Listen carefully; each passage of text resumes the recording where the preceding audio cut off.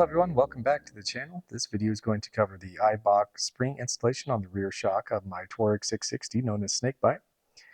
So I'm going to jump into some details in the video here. First thing is show you the rear shock uninstalled from the bike. It's got a 8.3 kilogram per millimeter spring rate on it from the factory, which is sprung for someone more in about the 160 pound range. So that led me to order this shock spring from AF1 Racing in Austin, Texas. And some stats about me: I weigh about 210 pounds and I am 6 foot 4 inches in height. And I just wanted something that was going to allow me to have the preload be full plush when I'm out riding off-road, fully unloaded, and then also have the ability to ratchet up the preload when I throw bags on the back of the motorcycle for 4 or 5 day adventure rides. So that's what led me to do this installation. Very happy with the results so far. Let's get into the details. I paid about $128 US for the spring from AF1 Racing, and I ordered a 9.7 spring rate. This is the box that came.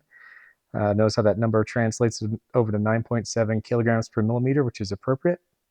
And one thing I'd recommend, even though I had a center stand on this bike, this would have made this install significantly easier. So if you don't have the center stand, this would be especially useful. But even with the center stand, I'd find that a scissored lift like this would be very, very useful. Next up, here's some screenshots from the PDF file that I put together. You can find the link in the description. This will have screenshots from the Aprilia service manual, as well as some screenshots of the torque spec guide that you'll need in order to get the motorcycle put back together appropriately. Hope the folks find this video useful. Without further ado, here it is. Cheers. Okay, so let's get started. I'm starting out with my instructions that are directly from the Aprilia Tuareg service manual, and what I've done is I've created a PDF packet just of screenshots. So this isn't something I've made up. This is directly out of the service manual. And if we go to the suspension section for removing the rear shock, it does recommend removing the fuel tank in to unload the weight from the shock absorber itself. So that's why when I made this packet, I had the fuel tank removal coming first in the packet and then proceeding on to remove the rear shock. So before getting started here, obviously I've already taken off the seat, and I would always recommend disconnecting the battery or working with fuel here today. Even before you're directed to remove the battery box, it's suggested that you, just for safety, that you disconnect the battery. Also for fuel, in order to get this tank out, I had a nearly full tank. So for me, I don't know if gravity is enough to push the fuel up through the fuel pump and let it leak out through the outlet here when the fuel pump's not running or not. So what I did is that I couldn't get it all out, but I did choose to use a fluid transfer pump, something that you can find at most automotive stores, to actually start the siphon. I got the tank down to about a little over a quarter of a tank. So I got about 3/4 of a tank worth of fuel out of it, and put that into a gas can so I can reuse it. So at least now the gas tank will be light when I remove it. So anyway, those are the couple things I got started. So as you can see, the battery is already out, the seat is out, and then I'll proceed here with the instructions right now. Okay, so step one, to remove and disassemble the fuel tank, it's necessary to remove the saddle, the battery, and the side fairings. Then proceed as described. Remove the fuel cap. So that one's pretty easy. We're going to set that aside, but after we're done actually pulling all this stuff off, we're going to put the fuel cap back on, just for obvious reasons. We don't actually want a bunch of fuel gushing out of there.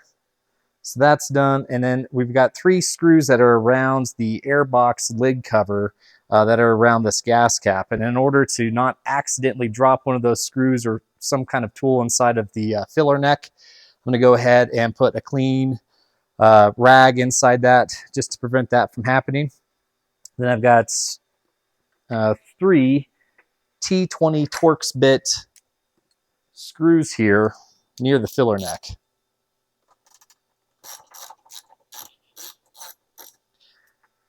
In addition to that, holding down the airbox lid is going to be some T25 Torx bits here. So I'm going to do the T20s, 3 around the gas cap, and I've got 4 screws, 4 T25 Torx screws around the perimeter here. So I'm going to do all of those.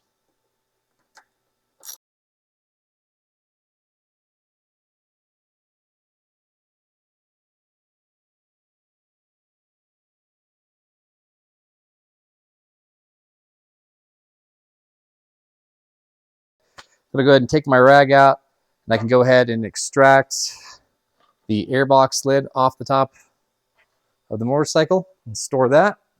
Okay, the next step here in the instructions is going to be to remove the air ducts. And in order to do that, we've got fastening clips. So I've already removed this left-hand side. So this is the next piece I'm going to remove. On the front here, there's going to be 2 clips. These can be removed either using a small straight slot screwdriver, maybe a little bit smaller than the one I'm holding right here. And I chose to use a small pick tool, like so. It's very easy to get in, and these clips are the ones that just, they're push pin type clips, so we'll pop up the push pin inside, and then we should be able to remove out the entire clip. So there'll be one on the top here that's close to the instrument panel, and there'll be one down fastening it to the red beak, which we see down here. So one top, one bottom. Now, there are no screws on the top. This is part of the airbox lid, and we can also see there's a push pin right here. That's just pushes into rubber grommet.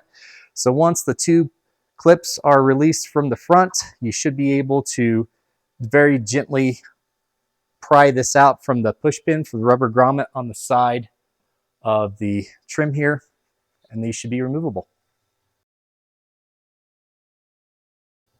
Okay, our airbox lid and our ducting trim is now removed. One step I forgot to mention is we're going to go ahead and put our fuel cap back in just to make sure that no kind of foreign debris is getting in there. There's no reason at this point to have it open. So I'm going to go ahead and put that fuel cap back on. And get that out of the way. The next steps are going to be to get this cross member and the battery box removed. So for the cross member, that's going to be 4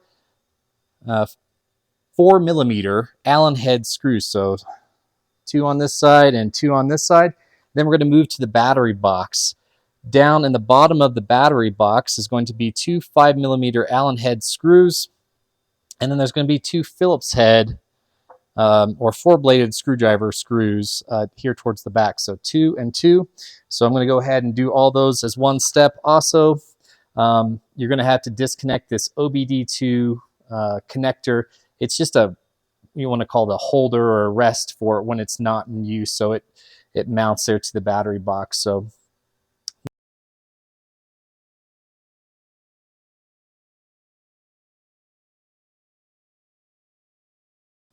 okay, so I've got my battery box removed. Now I've got a good look at the fuel tank. The next steps are going to be to disconnect the fuel pump.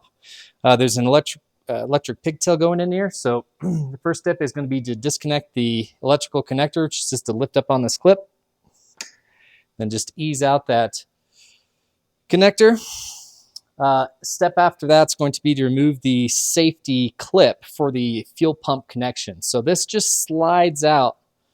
In my case, it slides towards me. And that's what the clip looks like. And all that clip does, we'll see here in a moment, is keeps me from depressing the collar, which will allow me to release the fuel line from the fuel pump. So once that clip's out of there, we're going to have a kind of gray colored collar where the connector goes into the fuel pump. So we'll actually depress that down while pulling up very gently. If it's not coming up easy, then you're doing something wrong here. But you need to press down on this gray collar with both your fingers and then just try to lift this piece up. Now we have the connection removed from the fuel pump. Now, like I said, I had 3/4 of the tank I had removed out of this, but I still have about a 1/4 tank. I don't have fuel that's coming up and out of the fuel pump at this point, but I'll just keep an eye on it to make sure that that gravity isn't pushing up that fuel through that fuel pump and making a mess of the motorcycle as we're trying to get it removed here. Okay, so the next step in the instructions is going to include the removal of the fuel tank. But before I can start removing the vent hoses and actually taking the mounting screws out for the fuel tank, I will have to remove those side fairings. Now, if you're like me and if you had engine guards on, you've got an extra step. I had the Hepco and Becker bars, so I had a couple 8mm Allen head screws that I had to remove on the sides, as well as some, I believe it was 13mm and 10mm bolts that held it in 2 points in the front, so I could go ahead. You have to fully remove the guard in order to get these side fairings out. There might be some guards out there where you can get these side fairings off without removing the guard, but in my case, it wasn't possible to do so. So in order to get these side fairings off, these come off pretty simply. There's a couple different push pins that hold them into place, where we can see there's a push pin mount here, and here a male and a female. So those are just held in with rubber grommets, and then it has 3 screws and then 1 plastic push pin. The plastic push pin is going to be down here on the rear corner of the piece down here. So that's the same one that we used before, to just use the pick to pop out the push pin. And then there's going to be I believe it is a 4mm Allen, or excuse me, correction. It is a T20 Torx bit screws that come out of the lower position here, a second one down below here, and then the third one up here. So 1, 2, 3 screws plus 1 plastic push pin. And then these rubber push pins, once you have this piece, you'll want to slightly lift it up from the bottom and then pull it out from those rubber push pins. So I've done that on both sides. Both engine guards are removed and both side fairings are removed. Pretty easy to take off. This does not take nearly as much time as it looks. Engine guards probably being the most obtrusive thing, trying to get those off. And when we put those back on, of course, we're dealing with engine mounting bolts. So we'll need to make sure that those are torqued back to torque spec, which according to the torque spec guide, I believe is 50 Newton meters for those big 8mm Allen head screws. Okay, just to keep track of time, I'm about 35 to 40 minutes into the removal process of getting these pieces out at this point. To get this gas tank out of here, I need to unscrew a cable guide here from the side of the tank. That's going to be a 3mm Allen head. The next thing I'm going to do is remove 2 vent hoses off the top of the fuel tank. One is just going to be clamped on there with like a standard kind of spring clamp that I can just use a set of pliers to back that off and get that vent hose off. On the other side, it's going to be a crimp clamp on there. I'm not sure why they chose to do that, but that's something we can get a small screwdriver in. Sometimes just to be very careful not to puncture the rubber line here. Now this isn't pressurized, but we need to make sure that we try to keep that crimp intact. So I'm going to try to release the tension off that crimp. If I can't do that for some reason, I'll snap it off there and replace it with a standard hose clamp. That should be more than sufficient as a replacement.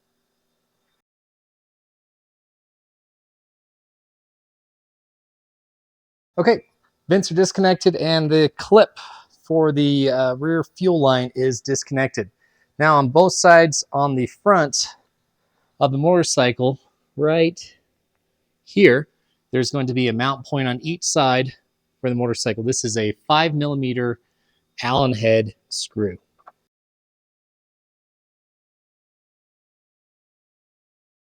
My bolts that mount the front of the fuel tank are removed on each side. So now the fuel tank is loose, but I don't want the fuel level sensor to get tripped up here. So I need to get that fuel level sensor removed. So the fuel level sensor here on this bike is right here. That's its location. And if you actually feed down from where this little fuel sensor is, you can see a very small pigtail of 2 wires underneath the conduit. And it's going to ask you to clip 2 little nylon zip ties in order to release this from the other wires it's bound to, so we can release this connector right here. So that'll be the next step. All right, so in order to get this off, it can be a little easier to release the clip. There is a little clip back here that if you depress it towards the outside of the bike, it'll release it from this where the whole thing mounts to this metal clip right here. So just to make it easier, I'm going to go ahead and release that. Then once I have it out, then it's really easy to see how to take your pick and release the clip, and then go ahead and pull this out.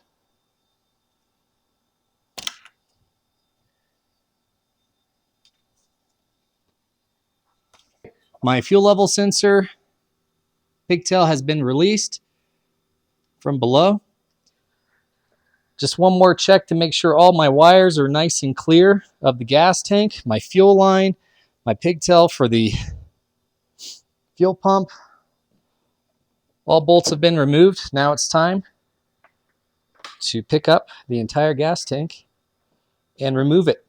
Now, as I'm removing it here, there's a couple of rubber grommets that the rear of the tank slides into. So after I pick up the front, the whole tank should slide out from underneath these rubber grommets that I can't show you here on camera, but you can see how these are open-ended and can just slide out.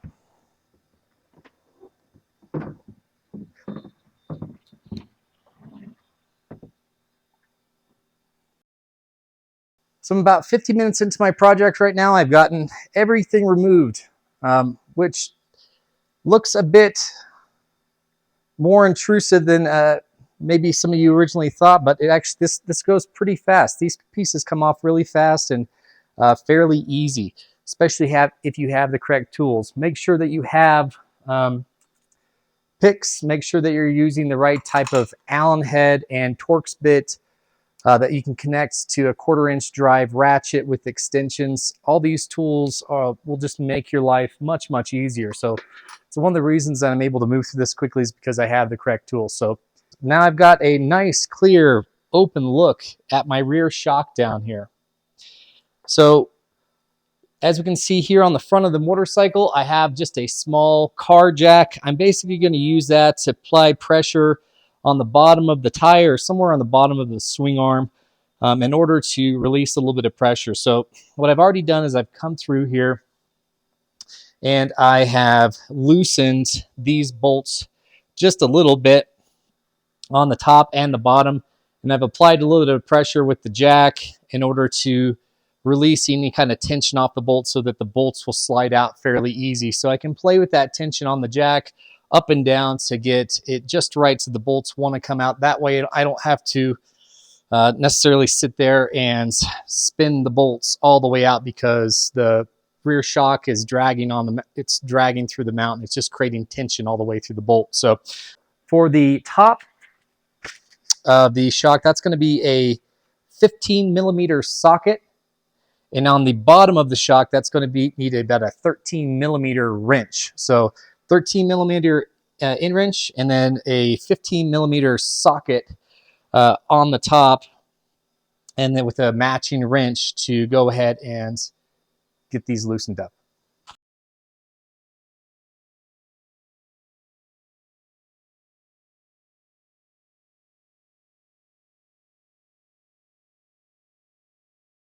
Okay, so I ran into a slightly unexpected issue here, and that was when I released the top bolts of the rear shock. The rear swing arm came all the way down, and I had clearance issues with my Aprilia center stand in order to get that bolt out. I was maybe an inch away, or maybe a ½ inch away of having the necessary clearance to do so. But what I had to do was I had to have somebody come out here and hold the motorcycle for me while the camera was off. And what I did was I took my car jack and I basically centered it directly on the middle of my skid plate, pushed up the motorcycle, and that allowed the whole rear shock to drop down enough that I could pull out the bolt and then Then as soon as I got that bolt out, I went ahead, put the center stand back down, lowered it back down to its safe place on its center stand where it's nice and safe while I'm working on it. But that was a bit of an unexpected issue, but it was easily overcome, and it would not have been possible had I not had this either sitting on. Another thing that we could have potentially done here, just as a workaround, is if you have some kind of motorcycle stand for dirt bikes or whatever, or some kind of crate that the whole motorcycle could sit on, potentially in lieu of a center stand, that could be something that could work really, really good. Potentially also like an ATV type of lift. Anyway, there would be some different workarounds for this, but in this case, with the center stand in the down position and holding the bike up, I did need to get that out of the way in order to get that rear shock, the lower shock mount bolt out. Okay, so now that is free, I can go ahead and pull my prize out of the bike. And here we go. Now, before I tear this apart and start putting my new spring on, what I do recommend here is, the saying is that a picture is worth 1,000 words. Well, if a picture is worth 1,000, then a video is worth 1,000,000. So what I'm going to do is go around with my just my phone and do a video just all the way around this. That way, as I'm mounting this back up, and if I have any questions about where the spring might mount into a notch and what configuration it was in, then I can sit there and say, well, okay, I can move through a video and look at that. So we can see already just by taking a look that when they built these, they wanted to make sure that this slot for the retainer was opposite of where the spring ends. So next up, we're going to start the rebuild. I've got the rear shock off. I'm about to use my Motion Pro shock spring compressor. And if I'm being perfectly honest, there's a lot of motorcycles they said that this would work on. The spring diameter on this one's probably a little bit too small for this tool. I'm not sure if Motion Pro offers any kind of other adapters here, but it's right there, I'd say, kind of on the borderline of what I can use. What I'm concerned about is that it's, as I'm compressing the spring down, that it could slip off. So you can see right here, I've added 2 zip ties that are extra strong zip ties, large, high quality zip ties, basically to try to hold that in place to make sure that it doesn't slip out of position as I'm compressing the spring. Then once the spring is compressed, you'll see like a lot of people will, just as a additional precaution, sometimes they'll zip tie the spring together just to keep the spring from unloading. Now, on this Motion Pro shock spring compressor, it has a warning: removing and installing a spring on a coilover shock is a very dangerous procedure. An improper use of this tool could result in great bodily injury or death. This tool should only be used by a qualified mechanic that has expertise and training in the servicing coilover shock absorbers, which I do. So this is a point where this is somewhere you need to actually follow the instructions that are very specific to your shock spring compressor, and make sure that if you don't have the expertise in order to do this, you could take it to an off-road shop or somebody else that has a shock spring compressor. I mean, this is the bulk of the work. It's very easy for most Jeep or Toyota off-road shops to go through here, put this in their shock spring compressor, and swap out the spring for you. So if not purchasing this tool, I think most here in the United States, most off-road shops will swap this out for you for about $40, and this tool costs about $120 itself. And like I said, it's not exactly a perfect fit. So like I said, this might be a really good opportunity to take this to professional, to have them swap out this part, unless you're very familiar with shock spring compressors and the danger that these particularly pose. It's a lot of potential energy as you're compressing these down in order to get that collar off. You can see I've got my safety glasses and my gloves on, but this is by far the most hazardous part of doing this job, is using this. So okay, so we're making a pretty sizable jump forward here, but the spring installation is complete. I had mentioned that Motion Pro spring compressor wasn't a perfect fit. The biggest challenge was trying to get it lined up properly just there on the red spring where you can see right there. and pressing down right here on that top of that spring to release that collar here at the bottom that's notched. There's a link that I'll drop into the description where someone on one of the Aprilia online forums had already performed this install on the motorcycle. And as I'd mentioned before, instead of going through the top, he'd gone down through the bottom, but he had a bike stand and he didn't have a center stand that was in the way. So he had less things to remove, and he had a bike stand to keep the front wheel locked in place while he jacked up the back of the motorcycle, then took out the wishbone and snuck it down through the bottom. So I'm doing this just per the manufacturer's recommendations for the service install for this. But on that description, he does go through and he talks about on his forum post how he uses a nickname is a McPherson style spring compressor. And those are the ones that had the fingers on the side, and you just would pick 3 coils to engage and you can compress it that way. Now, in this case, that might be a little bit easier to access this particular area than it was with this setup, where I'm pressing down on a very thin area of spring here. There's just not a lot of area between the spring and the collar to press down on. So this is one that I went off camera. I put this the entire spring compressor into my vise, and I did this very carefully and controlled with the vise that was on my bench. So like I said, I wasn't going to film that part. It's best that you use, if you don't know what you're doing at this point when it comes to spring compressors, please ask a friend. Just make sure that you get this assembled back correctly. And as I'd said before, we need to make sure that the end of the spring is opposite of where the retention collar is, where the notch is. And then for the preload adjuster, this preload adjuster just floats on the top of this shock. In fact, as the spring's off, this whole thing can actually slide off.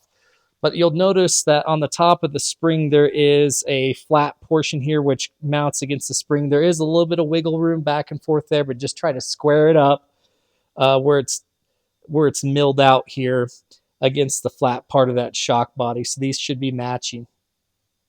So anyway, the shock spring is ready to reinstall in the bike. Everything looks very good. My retention collar down here is perfectly centered on my spring. It's, as I said, the notch is in the right place. My preload adjuster is appropriate. Everything looks good to go. So it is now time to reinstall it.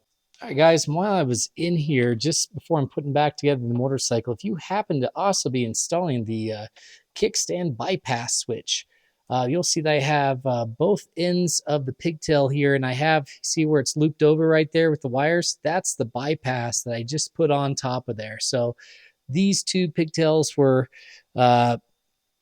mounted together, and they were clipped on right here on the back, right here in the back of that metal bracket right there. And you'll know it's the correct one. It has, we'll just take a quick look at the wire colors coming in here. It looks like we got a brown with a green, a blue with a white with a black, and then just looks like a gray, just a light gray wire going into that. That's the bypass module for the side stand kill switch. So if you want to go ahead and have one of those installed, if you have one of those handy, this is going to be probably a really easy time to get that done.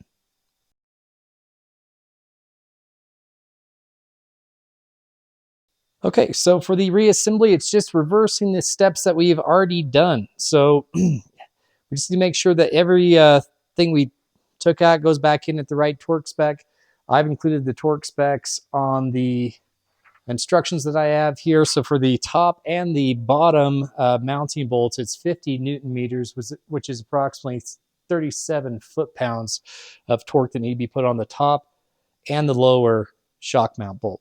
I'm going to go ahead and make sure that I'm using some thread locker. So if it's a much smaller bolt, I stray away from using red thread locker, but on a bigger bolt or something that has to do with suspension, especially that I don't want backing out, then I'm going to use red thread locker. So I'm going to go ahead and put that on there as well. Even though the top nut here is nylock, It appears to be in good shape. If you had the ability to replace the nylock nut, that's probably what's recommended. Nylock nuts are technically not supposed to be reused, but this one's in really good shape. And in addition, I'm going to use some red thread locker with it just to as a belt and suspenders approach to make sure that doesn't back off on me.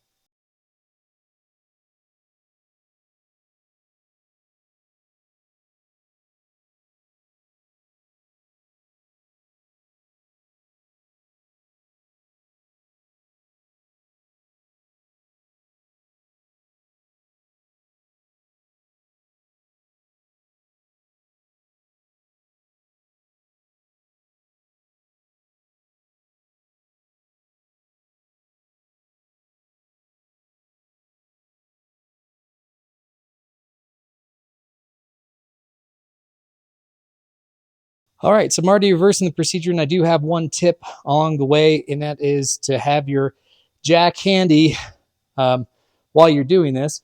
But first thing you need to do is go ahead and torque the lower bolt fully to spec, and then use your jack to bring the shock up into position so you can get that top bolt through. If you do the top one first, as the instructions do advise you to do, then it's going to be very difficult to get to the head of the bolt on the lower shock. So torque that one to spec first. It's on a roller bearing, so it shouldn't have any problems in terms of fitment trying to get the top back into place, but that should make things much, much easier. The rear shock is in place, and basically it's going to be just a reverse procedure of everything they've done before. So with the exception of making sure that we've hit the correct torque specs. So in the packet that I've created here, just from the service manual, I've got all the torque specs. The upper and lower shock, 50 Newton meters or 37 foot-pounds of torque that need to go on the top and the lower bolts. If you happen to be like me and you had to remove your engine guards and you have to put those engine mounting bolts back in, those are also 50 Newton meters or 37 foot-pounds as well. I believe, just off the top of my head. You might want to double check that in the torque spec guide.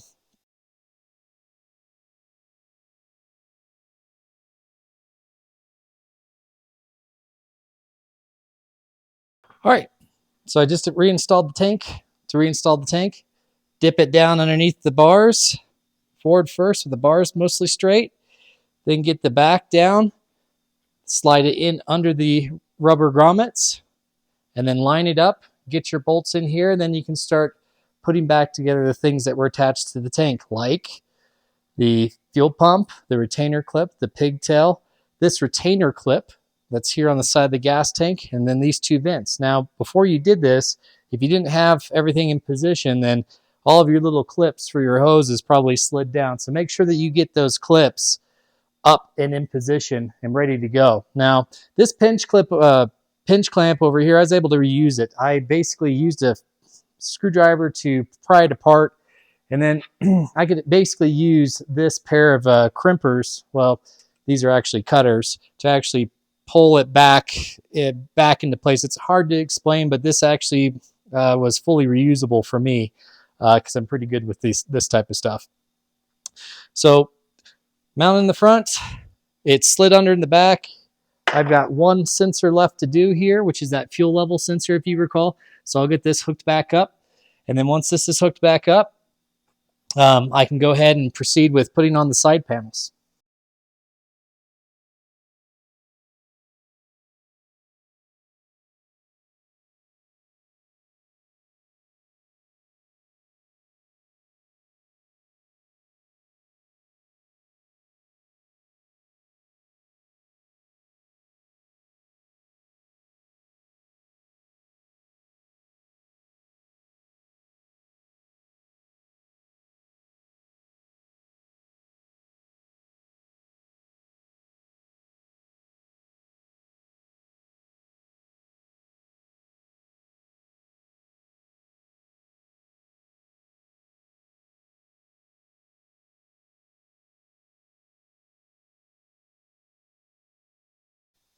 Something that while you're putting all these small push pin clips in, it is possible with them retracted back to get them pushed into place and then to push the pin the rest of the way in. But if you can actually click them all the way out and insert the base in before inserting the pin, that's just going to make your life quite a bit easier. Just try not to lose them as they fly apart after you try to pull them apart before you insert them. So good luck.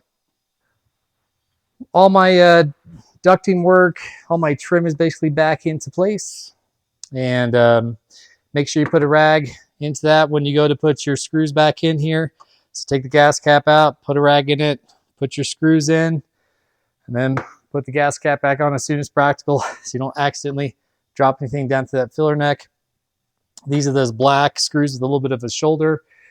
These pieces up here were held in entirely in the front with just those plastic clips. All right, so all I've got left here is just to put in my battery box in my center mount.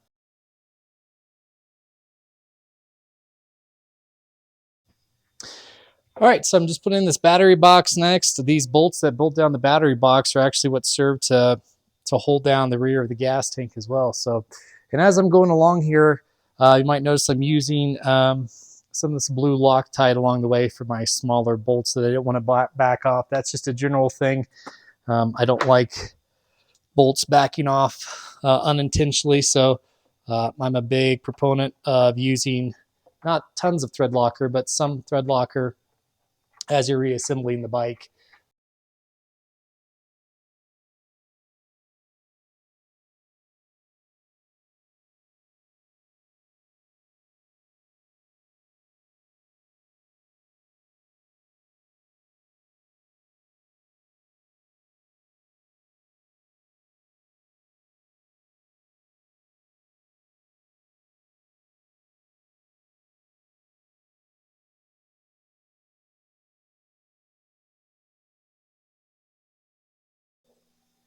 All right, and there we have it.